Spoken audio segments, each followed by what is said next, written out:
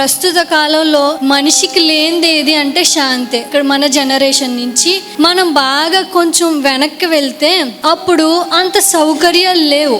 ఎక్కడో నీళ్లు ఉండేవి కాదు, ఎక్కడో దూరంకి వెళ్ళి అక్కడ నీళ్లు పట్టుకుని తెచ్చుకునేవాళ్ళు. బిడ్డలు చాలా మంది ఉండేవారు, 10 మంది అలా ఉండేవారు.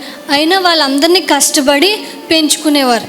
సరిగ్గా పడుకోవడానికి స్థలం కానీ సౌకర్యాలు కానీ ఏమి ఉండేవి కాదు. రోడ్డు మీదనో మంచాలు వేసుకునో పడుకునేవారు. కానీ అంత పరిస్థితి ఉన్నా, ఏ సౌకర్యం లేకపోయినా, ఏమీ లేకపోయినా అప్పట్లో ఎలా ఉండేవాళ్ళు? చాలా ప్రశాంతంగా ఉండే జీవితం. ఇప్పుడు చూసుకున్నట్లయితే మనకు సౌకర్యాలు ఉన్నాయి. మనకి ఇప్పుడు ట్యాప్ ఇప్పితే ఏమొచ్చేస్తున్నాయి? నీళ్ళు వచ్చేస్తున్నాయి. మనకు పడుకోవడానికి ఏముంది? పరుపు మంచమే ఉంది. గాలి లేకపోతే ఏసీ ఉంది, ఫ్యాన్లు ఉన్నాయి.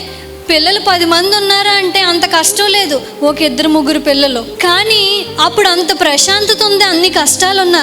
ఇప్పుడు చాలా సౌకర్యంగా సుఖంగా ఉన్నా ఇప్పుడు ఏమి లేదంటే మనుషులకి మనశ్శాంతి లేదు, మనిషికి సుఖం లేదు. ఏదో ఒక బాధ, ఏదో ఒక కష్టం. డబ్బు లేదా అంటే బోల్డంత డబ్బు, కానీ మనశ్శాంతి లేదు. తినడానికి ఆహారం లేదా అనడానికి లేదు, ఆహారం ఉంది, అన్నీ ఉన్నాయి. కానీ మనిషికి మనశ్శాంతి లేదు. మనిషి మనసుని గందరగోళం చేసేస్తూ ఉన్నాడు సాతాను. దేవుడు అందుకే ముందుగా మనతో చెప్పిన మాట ఏంటో తెలుసా? నేను నా శాంతిని మీకు అనుగ్రహిస్తాను.